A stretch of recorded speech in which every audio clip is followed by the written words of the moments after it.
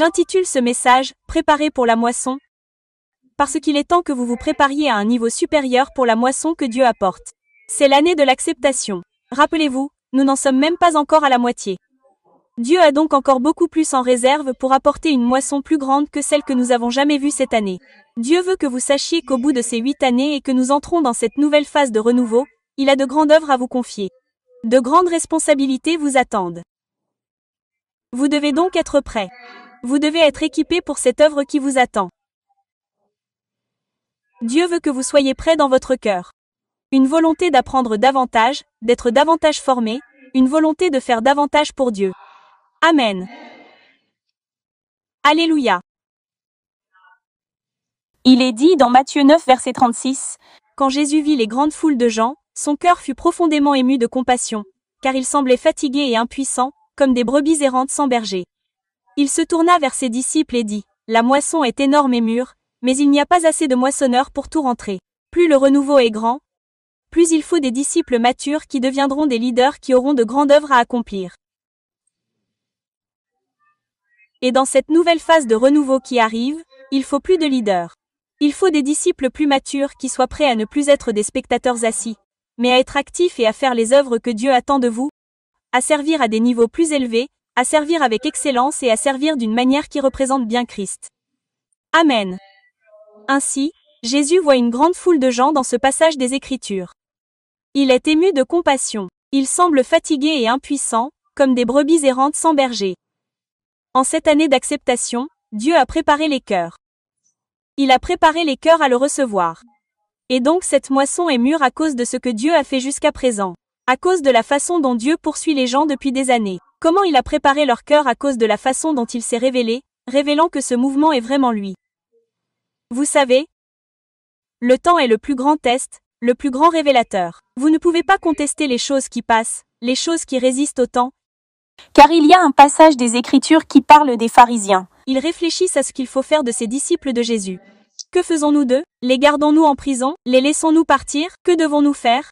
Et ce pharisien qui a une certaine sagesse parce qu'il a déjà géré des situations de personnes qui avaient beaucoup de disciples, et donc il craignait peut-être que ce mouvement ne les pousse à s'opposer au gouvernement ou à leurs dirigeants. Ils avaient affaire à ce type de préoccupation, donc ce pharisien avait cette sagesse. Et il dit, « Vous savez, il y a eu quelqu'un qui s'est élevé avant. Mais rien n'est arrivé de lui, et les disciples se sont dispersés, ou un type est décédé, donc les disciples se sont dispersés. Cela n'a rien donné. Ce n'était pas quelque chose dont nous devions nous préoccuper et essayer d'arrêter, car cela s'est estompé tout seul, car Dieu n'était pas avec eux. » Il dit donc, pour ces disciples de Jésus, il vaut mieux les laisser tranquilles. Car si Dieu n'est pas avec eux, alors cela va s'éteindre. Cela va simplement disparaître. Mais si cela vient de Dieu, rien de ce que vous faites ne peut l'arrêter et vous pourriez vous retrouver à lutter contre Dieu. Vous pourriez vous retrouver à lutter contre Dieu. Donc, c'était en fait une sagesse, c'est comme ça que les choses fonctionnent. C'est vraiment comme ça que les choses fonctionnent. Et donc, vous savez, alors que nous passons maintenant 8 ans, c'est une forme de Dieu qui se prouve et qui ouvre les yeux spirituels, car Dieu a révélé les fruits année après année, car il y a eu une grande croissance année après année dans ce renouveau et ce mouvement de Dieu. Donc, même avec le temps qui passe, c'est une façon pour Dieu d'ouvrir les yeux et de préparer les cœurs à enfin entrer dans le renouveau et à le recevoir plutôt que de simplement regarder. Les gens ont regardé et attendu que le temps passe et ont utilisé cette sagesse du pharisien. Vous savez, eh bien, voyons voir. Elle s'estompera si Dieu n'y est pas. Mais si Dieu y est, elle continuera de croître. Rien ne peut l'arrêter. Amen. Cela fait donc partie de l'année de grâce du Seigneur. Le temps a vraiment passé et Dieu a vraiment fait ses preuves dans son renouveau. Nous devons donc nous attendre à une grande moisson, car ceux qui ont été indécis cette année, ce sera un moment où ils finiront par se remettre en question. Plongent dans le renouveau. Ils attrapent la vague du renouveau et ne restent plus là à regarder parce qu'ils sont désormais convaincus. Maintenant, ils savent que c'est vraiment vrai, c'est vraiment de Dieu. Alléluia, alléluia. Donc, vous savez, Dieu voit ces nombreuses personnes là-bas, cette grande moisson là-bas. Il voit que ces personnes sont prêtes à plonger, mais il voit qu'il y a plus d'ouvriers qui sont nécessaires. Donc, ne regardez pas où, vous savez, nous devons regarder spirituellement. Nous devons suivre les saisons. Nous devons suivre la parole prophétique, l'année acceptable de Dieu. Donc, même si les choses semblent ne pas beaucoup changer autour de vous, non, vous devez suivre la parole prophétique, pas les circonstances. Et nous devons nous attendre à ce que d'un jour à l'autre, ce soit un moment soudain. Il y aura un moment soudain d'un jour à l'autre. Je parle du passé, de l'expérience passée de l'Église qui est devenue de plus en plus petite chaque année, de 20 personnes la première année en 2017, jusqu'à 2 personnes en 2020, diminuant chaque année, puis un moment soudain, Dieu a soufflé sur une petite vidéo TikTok, 59 secondes, et un moment soudain s'est produit. Tout a changé. Un renouveau a éclaté à partir de là. Dieu a fait un autre moment soudain en envoyant une personne à notre service religieux d'une vingtaine de personnes et cette personne a été délivrée. C'était le premier démon chassé à l'église 5F. Et puis il y a eu un autre moment soudain. Les murs de Jéricho sont tombés et nous sommes passés de 20 à 300 personnes en un mois seulement, et ce jour-là, c'est devenu un renouveau mondial qui n'a cessé de croître. Alléluia. Dieu va donc continuer à faire des moments soudains qui nous choqueront. Nous devons donc être prêts. Nous devons être préparés. Nous devons nous fier à la parole prophétique, à la saison de la parole prophétique, et non à nos sentiments, ni aux circonstances que nous voyons maintenant. Nous devons être prêts pour ce moment soudain. Et donc ce que Dieu dit aujourd'hui, c'est qu'il vous dit à tous, préparez-vous et soyez prêts pour cette nouvelle phase de réveil. Vous devez vous préparer à être mieux équipés pour être formés à un niveau plus élevé afin d'être prêts pour cette œuvre qui vous attend. Car beaucoup sont appelés et peu sont choisis, et vous êtes les élus. Vous qui avez été appelés, vous qui êtes entrés pleinement dans le réveil. Vous êtes donc des disciples. Vous êtes les élus. Vous êtes ceux qui seront des leaders. Vous êtes ceux à qui Dieu pourra confier l'onction et de grandes responsabilités.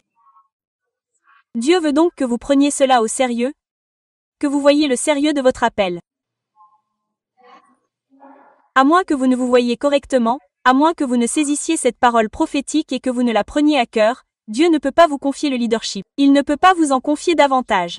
Vous savez, je suis passé du statut de pasteur, de berger de 2 personnes à celui de berger de milliers de personnes du jour au lendemain. Je veux dire, j'ai passé 4 ans à être pasteur de 20 personnes, puis de 15 à 10, puis de 5 à 2. Mais tout d'un coup, tout cela s'est passé. Soudain, un moment s'est produit et c'était incalculable. Je ne connais pas le nombre car il n'y avait pas que les 300 dans l'église physique, mais c'était en ligne. Mais je devais être préparé dans mon cœur. Je devais être un disciple jour après jour, être équipé, vous savez, être dans l'expectative, prendre cette prophétie et cet appel de Dieu au sérieux au lieu de penser. Oh, je ne sais pas si cela arrivera vraiment ou à ce rythme, ce sera probablement dans de nombreuses années, alors je peux juste m'asseoir et me détendre. J'avais besoin d'avoir cette disponibilité dans mon cœur et de savoir qui j'étais vraiment en Christ. De savoir à quoi j'étais réellement appelé, le grand appel auquel j'étais appelé. Même si mes circonstances ne ressemblaient en rien à ce grand appel auquel j'étais appelé. Je devais savoir où j'allais et prendre le processus au sérieux. Être obéissant, suivre le processus et permettre à Dieu de me transformer chaque jour en m'abandonnant continuellement, en étant continuellement obéissant, en m'humiliant continuellement. C'est ainsi que cette transformation devient plus semblable à celle du Christ. Amen. C'est donc à cela que Dieu vous appelle en ce moment. Nous entrons dans une nouvelle phase de renouveau. C'est donc une nouvelle phase où vous devez être des disciples sérieux et être équipés pour les plus grandes œuvres à venir. Amen.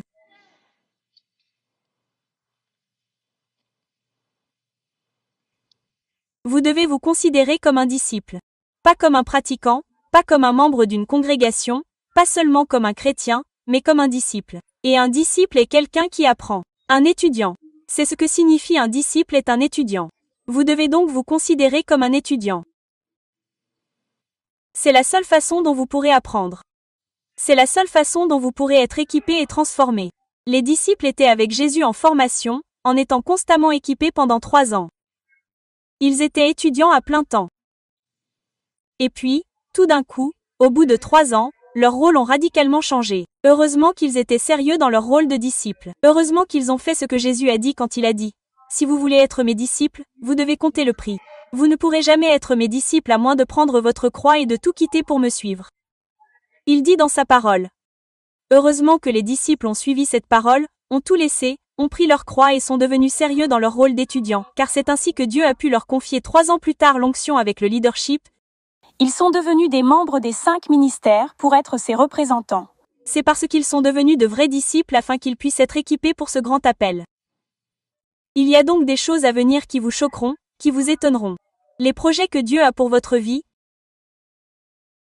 les responsabilités qu'il vous confiera. Beaucoup d'entre vous se diront, « Quoi? Dieu me confie cela? Dieu me fait confiance. Quoi? Je vais le faire. Je n'aurais jamais pu imaginer faire cela pour Dieu. Quoi? Les miracles se produisent à travers moi. Dieu m'appelle à chasser les démons des gens et à guérir les malades. Dieu m'appelle à prêcher aux gens. Cela va arriver à beaucoup d'entre vous, Et vous vous direz, quoi? Dieu a besoin de plus de dirigeants. Juste comme avec les disciples. Il avait besoin qu'ils aillent dans le monde et fassent des disciples des nations. Avec la croissance du renouveau, plus de dirigeants s'imposent. Vous devez donc vous considérer comme un disciple afin que Dieu puisse réellement vous confier ce qu'il a prévu de vous confier, afin que vous puissiez réellement accomplir votre mission sur cette terre. C'est le moment de passer aux choses sérieuses. Amen. Alléluia. Je veux vous enseigner maintenant, parce que cette parole prophétique est que vous devriez tous vous préparer à être disciples à un niveau plus élevé pour ce qui va arriver. Je veux vous enseigner quelques clés sur la façon d'être un bon disciple, à quoi cela ressemble. 1 Pierre 5 verset 6 dit, Humiliez-vous donc sous la puissante main de Dieu. Rejetez l'orgueil qui vous rend juste à vos propres yeux. Afin qu'il vous élève à une place d'honneur dans son service au moment opportun. D'autres traductions disent, humiliez-vous afin que Dieu puisse vous élever au bon moment, à son moment, au moment qu'il a fixé. Dieu veut donc vous élever comme il a élevé les disciples à un poste de leadership, à un poste où ils portaient l'onction, à un poste où ils avaient été chargés de représenter Jésus auprès des autres. Il veut vous confier ses plus grandes responsabilités et ce sera une élévation qui se produira à cet endroit où vous accomplirez réellement votre objectif à un niveau plus élevé qu'actuellement. Simplement en étant un disciple. Vous avez commencé à accomplir votre objectif, mais il y a un endroit où vous ferez beaucoup pour le royaume. Vous serez si efficace dans le royaume. Et c'est comme avant, lorsque vous plantiez des graines maintenant, mais maintenant la façon dont vous plantez des graines est multipliée par beaucoup lorsque vous arrivez à cet endroit où Dieu vous élève pour faire ce que vous étiez appelé à faire sur cette terre. Amen. Alléluia. Donc, d'une part, vous n'avez pas à vous demander, quel est mon but? Vous accomplissez déjà votre mission et Dieu vous utilise déjà puissamment lorsque vous abandonnez tout à Jésus. Lorsque vous êtes implanté dans une église où Dieu vous a appelé à être implanté et que vous recevez cet équipement, tout comme ses disciples avant d'être envoyés pour être apôtres et oints pour être apôtres, ils accomplissaient leur mission en suivant Jésus, en étant disciples et en étant équipés. C'était la première étape pour accomplir leur mission. Amen. Et c'est ainsi que cela fonctionne. Vous pouvez savoir que vous accomplissez votre mission maintenant, mais il y a de plus grandes œuvres à venir. Il y a des œuvres bien plus grandes à venir où Dieu vous utilisera de bien plus grandes manières. Pour être plus efficace pour apporter la victoire dans le royaume de Dieu et détruire les œuvres du diable. Vous devez donc vous humilier sous la main puissante de Dieu. Vous devez vous humilier et avoir confiance que la main de Dieu s'occupera de tout. Vous devez vous humilier et laisser le contrôle à Dieu. Lui donner le contrôle. Retirez vos mains de la réserve et laissez Dieu faire ce qu'il veut.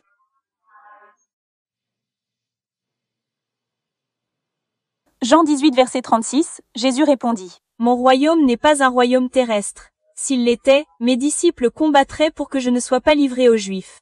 Mais mon royaume n'est pas de ce monde. Donc, une partie de l'humilité et de la mise de côté de l'orgueil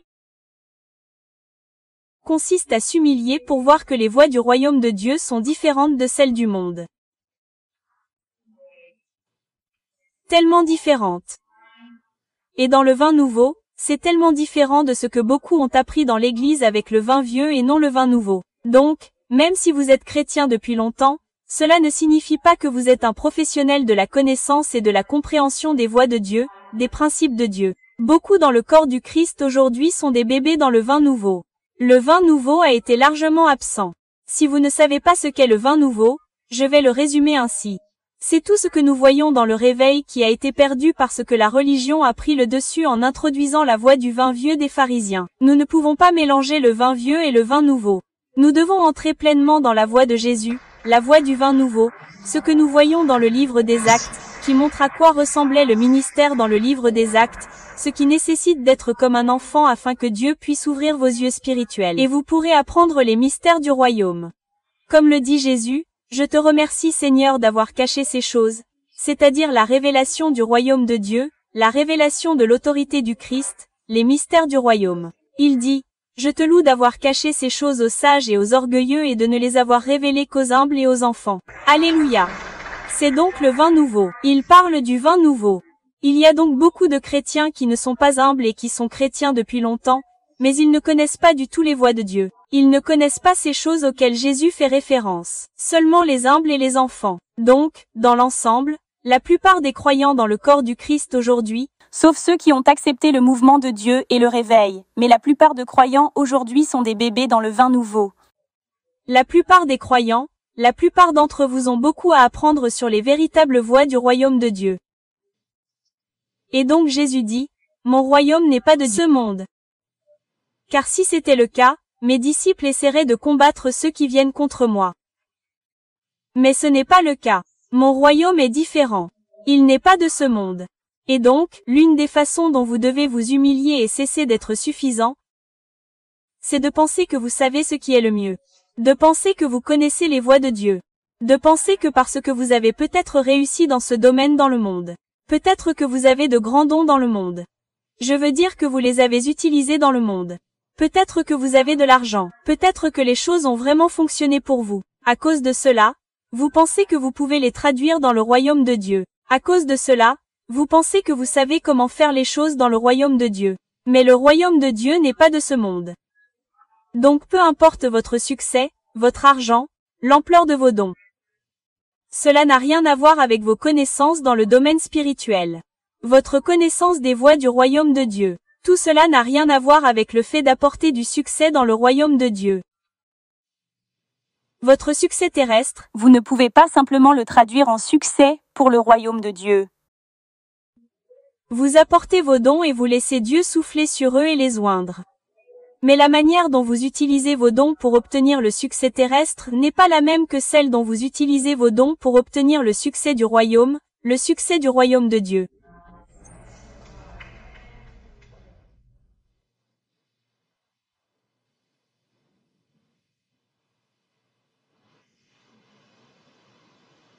Alléluia.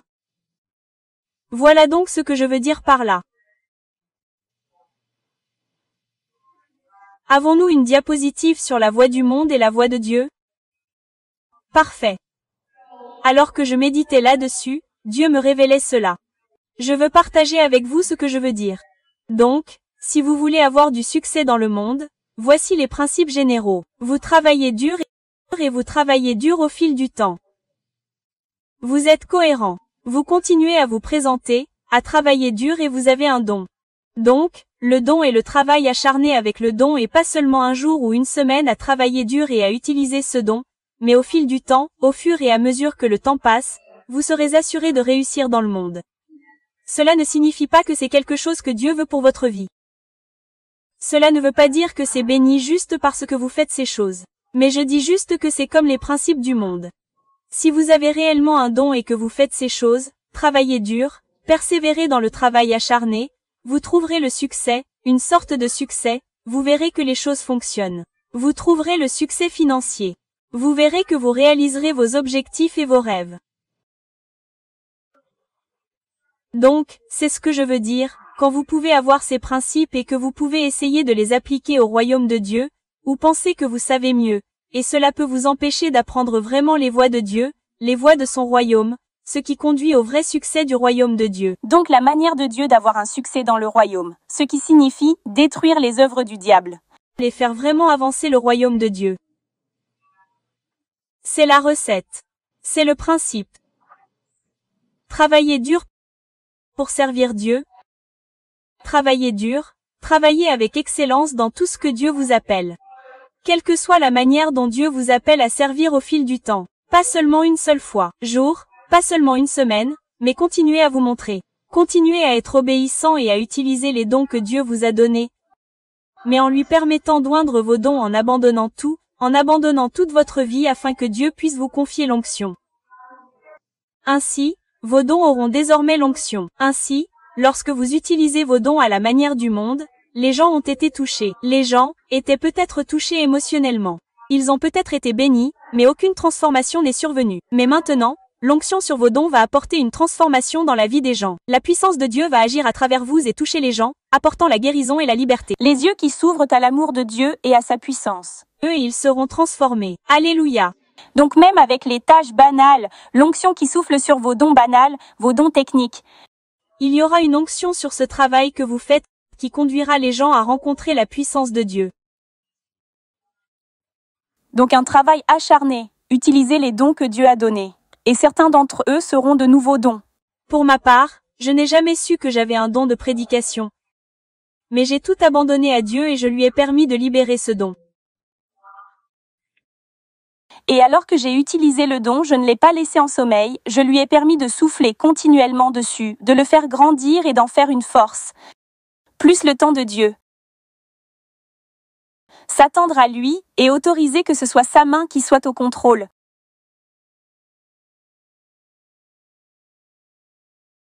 Parce que dans le monde, tu fais ça plus ça égale ceci.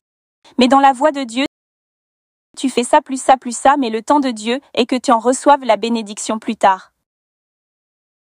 Donc si tu ne veux pas t'humilier, tu peux être frustré. Parce que dans le monde, ça s'accumule, égale le succès. Mais dans la voie de Dieu, tu ne vois pas de résultat. Tu ne vois pas la récompense que tu penses devoir avoir. Ce n'est pas encore le temps de Dieu.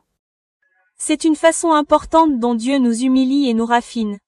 Il nous fait attendre en le servant, en faisant des sacrifices pour lui et en faisant beaucoup pour lui sans voir de récompense immédiate. Cela vous humilie. Cela vous humilie. Vous pouvez donc être tellement concentré à tout faire pour Dieu et non pour vous-même. Vous pouvez donc être tellement concentré sur le fait de faire cela pour toi, Jésus, et seulement pour toi, et peu importe ce que j'en retire plutôt que sur ce double motif du genre. Eh bien, je réussirai quand je ferai ces choses. Amen. Alléluia. Dieu est tellement parfait dans ses manières de nous faire attendre la plupart du temps, en suivant son timing. La Bible dit que ses voies ne sont pas nos voies. Ses pensées ne sont pas nos voies. Elles sont plus élevées. Son timing n'est pas le nôtre. Presque jamais. Ce n'est presque jamais notre timing. C'est-à-dire quand nous le voulons, quand nous pensons que cela devrait être, quand nous pensons que nous le méritons. La promesse, la bénédiction. C'est généralement plus tard. Mais c'est parfait. Son timing est parfait. Et les bénédictions deviennent tellement plus douces parce que c'est le moment choisi par Dieu. Parce que nous avons attendu, cela a plus de valeur. Alléluia. Parce que nous sommes préparés. Nous sommes prêts à gérer cette grande bénédiction plutôt que la grande bénédiction qui nous écrase quand elle arrive. Alléluia. Alléluia. Louez Dieu. Donc, bien souvent, les gens peuvent être tentés d'être justes à leurs propres yeux. Dans le domaine du succès. Dans le domaine des dons. Bien souvent, les gens peuvent penser qu'ils savent mieux que quiconque. Mais en réalité, vous devez être un disciple et laisser Dieu vous enseigner les voies de Dieu et en quoi elles sont différentes des voies du monde. Bien souvent, lorsque vous avez un don et que vous ne voyez rien se produire, vous ne voyez pas de succès se produire avec ce don. Vous avez le don. Vous ne voyez rien se produire. Bien souvent, il peut y avoir une tentation d'essayer de prendre les choses en main et d'essayer de faire bouger les choses, alors qu'en réalité, ce n'est tout simplement pas le moment choisi par Dieu. Donc, je parle de cette tentation pour que vous puissiez en être conscient, être alerté de cette tentation de droiture à ses propres yeux, et donc savoir comment être un meilleur disciple. S'humilier et reconnaître que les voies de Dieu sont différentes. Et que nous ne devrions pas essayer de faire bouger les choses par nous-mêmes. Il est dit dans Psaume 37, verset 7. Demeurez tranquille devant le Seigneur, et attendez patiemment qu'il agisse. Ne vous inquiétez pas des méchants qui prospèrent, ni ne vous inquiétez de leurs mauvais desseins.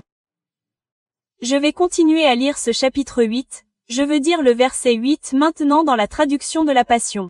Écoutez ceci. C'est un passage vraiment puissant. Éloignez-vous de la colère et de la vengeance. Éloignez de vous l'envie, car elle ne conduit qu'au mensonge. Car les méchants seront détruits un jour. Mais ceux qui se confient en l'Éternel vivront sains et saufs, et les bénédictions abonderont encore un peu de temps, et les impies disparaîtront. Vous les chercherez en vain, mais les humbles de cœur hériteront de toutes les promesses, et jouiront d'une paix abondante. Que cela soit puissant. Que les méchants continuent de comploter contre les hommes pieux. Laissez-les faire. Cela signifie ne pas prendre les choses en main. Cela signifie ne pas se battre pour la justice, mais que Dieu, celui qui se soucie de la justice plus que quiconque, le fasse en son temps. Faites-lui confiance. Puissant. Puissant. Encore un peu de temps et les impies disparaîtront. Elle les cherchera en vain, mais les humbles de cœur hériteront de toutes les promesses et jouiront d'une paix abondante. Que les méchants continuent de comploter contre les hommes pieux avec toutes leurs insultes et leurs railleries arrogantes. Dieu ne perd pas le sommeil à cause d'eux et il sait que leur jour viendra.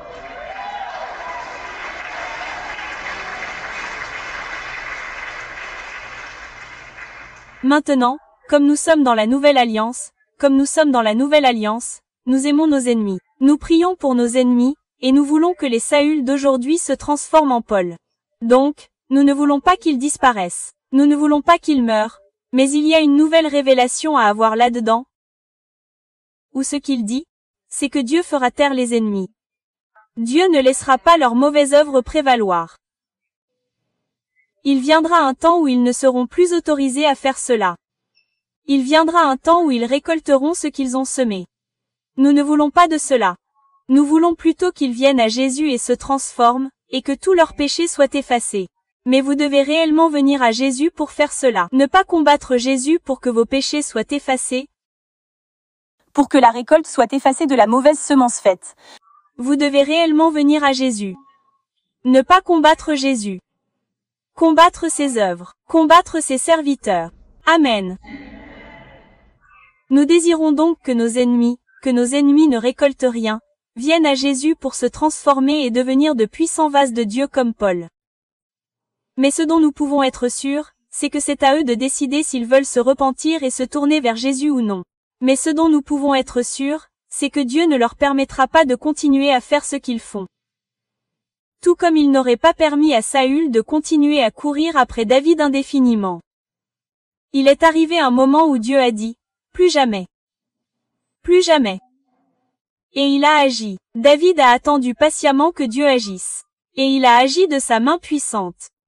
Et il a amené David au lieu d'être roi, ce qui était sa vocation. Et la promesse s'est accomplie. Dieu a permis aux frères de Joseph de le jeter dans une fosse pour qu'il y meure, puis de le vendre comme esclave.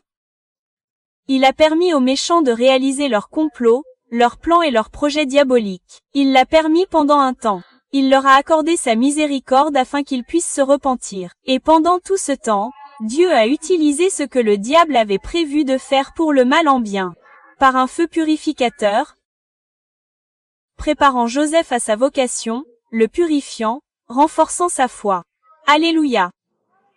Mais il est arrivé un moment où ces mauvaises actions contre Joseph ne pouvaient plus durer. Les frères ne pouvaient plus rien lui faire. Les Égyptiens ne pouvaient plus le garder en prison. Il est arrivé un moment où il a agi. Les Écritures disent ici, premier verset que j'ai dit, le verset 7, « Attends patiemment le Seigneur. Attends qu'il agisse. » Il fut un temps où Dieu a agi pour amener Joseph à sa position, qui est la deuxième plus haute position du pays, et il a tenu sa promesse. Il a tenu la promesse qu'il lui avait faite. Amen. Mais vous savez, si souvent, si nous sommes à la place de David ou si nous sommes à la place de... Au fait, David a attendu des années pour cette promesse. Joseph a attendu des années pour cette promesse. Ils ont donc été confrontés à beaucoup d'injustices à leur égard. Donc, vous savez, dans le monde, si nous étions à leur place, nous aurions tendance à penser que cela se produit depuis des années. Ce n'est pas bien. Je dois prendre en main la justice ou essayer quelque chose de différent, car ce n'est tout simplement pas juste. Ce n'est tout simplement pas bien. Cela ne fonctionne tout simplement pas. Je ne me rapproche pas de la terre promise. En fait, vous êtes dans le domaine spirituel. Vous êtes en train d'être affiné. Dieu vous prépare à être élevé. Comme il a envoyé Joseph en Égypte par l'ennemi qui a utilisé ses frères pour le vendre comme esclave. C'est en Égypte qu'il a été élevé pour accomplir sa promesse. Donc, ce que vous traversez maintenant, c'est le catalyseur qui permet à Dieu d'accomplir la promesse. Les attaques contre votre vie, la guerre spirituelle que Dieu permet, c'est un catalyseur pour réaliser la promesse dans votre vie. Alléluia. Mais il peut souvent y avoir cette tentation. Il peut y avoir cette tentation de prendre les choses en main et de faire les choses à la manière du monde plutôt que d'attendre Dieu parce que ça ne colle pas. Ça n'a pas de sens. Ça ne colle pas à la manière du monde. La recette que je viens de partager. Il devrait y avoir ce succès maintenant. Et vous pouvez aussi être tenté d'être droit à vos propres yeux à cause des sacrifices. J'ai tellement sacrifié pour Dieu. Je le mérite maintenant. Il devrait y avoir du succès maintenant. Nous devrions voir ces promesses maintenant. Il peut y avoir cette tentation d'avoir cette suffisance de penser que vous savez mieux que quiconque, de penser que vous avez tant fait pour Dieu, que vous le méritez.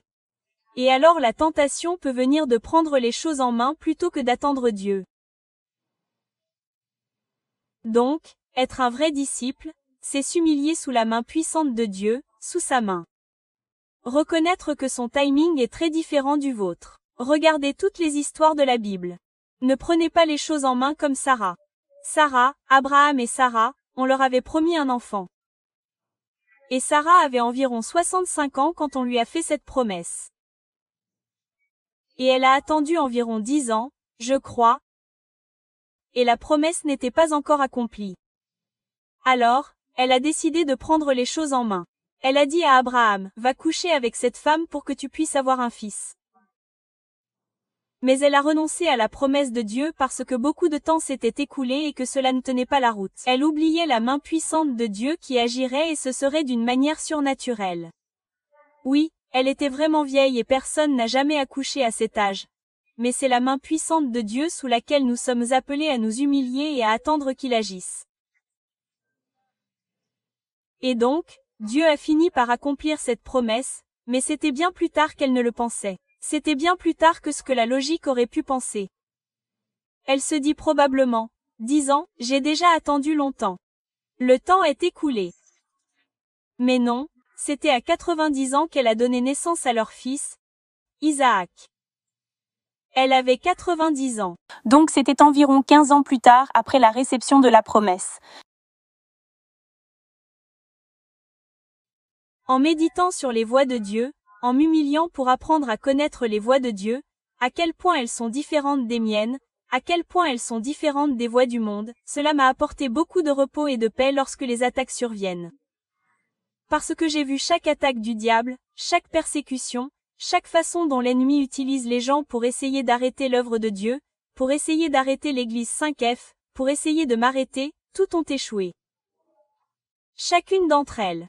Dieu a apporté la victoire à chaque fois. Il a simplement fait ce qu'il avait dit qu'il ferait.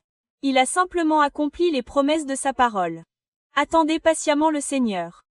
Attendez qu'il agisse. Il agira au moment opportun. Humiliez-vous sous la main puissante de Dieu et au moment opportun, il vous élèvera. Alléluia. Alléluia. Vous savez, Dieu m'a enseigné à ne plus jamais m'inquiéter des pharisiens, de n'importe quelle vidéo. Je n'ai pas à m'inquiéter. Parce que j'ai Dieu qui agit en ma faveur. J'ai sa main sur ma vie. Et la Bible dit, ne vous inquiétez pas des plans des méchants. Ne vous inquiétez pas de ce que font les méchants. Alléluia. Ne vous inquiétez pas des méchants qui prospèrent. Ne vous inquiétez pas des méchants qui sont autorisés à continuer à faire le mal sans aucune répercussion. Saül n'a pas été abattu immédiatement alors qu'il tuait des chrétiens. Les frères de Joseph n'ont pas été tués immédiatement lorsqu'ils ont tenté de tuer leur frère. Saül n'a pas été tué immédiatement lorsqu'il a tenté de tuer David. Ceux qui ont crucifié Jésus n'ont pas été tués immédiatement lorsqu'ils l'ont fait. Donc, on peut avoir l'impression que les méchants prospèrent. Arrêtez, ne vous inquiétez pas. Ne pensez pas à ce qu'ils font. N'enviez pas cette vie. Ils moissonneront. Nous ne voulons pas qu'ils moissonnent, mais cela ne peut pas continuer. Ces actes méchants ne peuvent pas continuer. Oui, ce n'est pas agréable de le ressentir sur le moment, mais Dieu sera fidèle. Il sera fidèle pour apporter la victoire et pour empêcher ces plans méchants de prévaloir. Alléluia. Alléluia.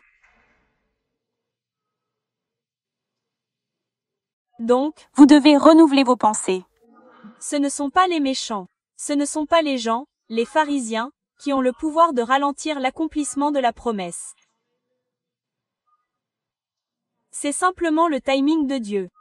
Lorsque la promesse tarde, on peut avoir l'impression que ce sont nos frères d'aujourd'hui qui nous jettent dans une fosse. Comment peuvent-ils faire ça? Mais ils ne le font pas. En fait, ils n'ont pas le pouvoir de ralentir l'accomplissement de la promesse. Ils n'en ont jamais eu le pouvoir. Aucun pharisien, aucune vidéo exposée n'a le pouvoir de ralentir l'accomplissement de la promesse. Lorsque l'on a l'impression que la promesse tarde, c'est simplement le timing de Dieu.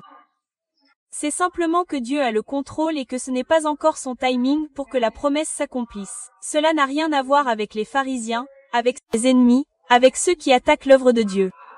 Ils sont impuissants. Alléluia. Alléluia. Louez Dieu. Louez Dieu.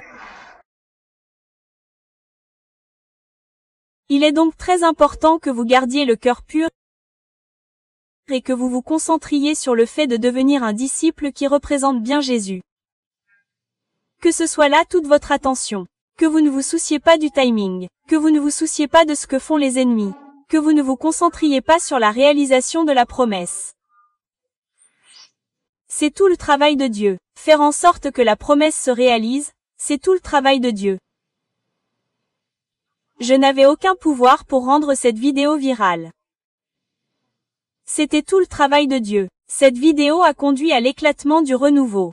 Je n'avais aucun contrôle sur le moment où l'onction allait commencer à sortir de moi et à rendre ce démon manifeste en mars 2021. Et la dame a été libérée et le renouveau s'est répandu sauvagement à partir de là. C'est devenu viral. Je n'avais aucun contrôle sur le moment où cette onction qui grandissait en moi allait éclater de cette façon. C'était tout Dieu. Alléluia. Et c'est là que Dieu veut que vous vous concentriez. C'est très simple, soyez humble, soyez enfantin, soyez pur.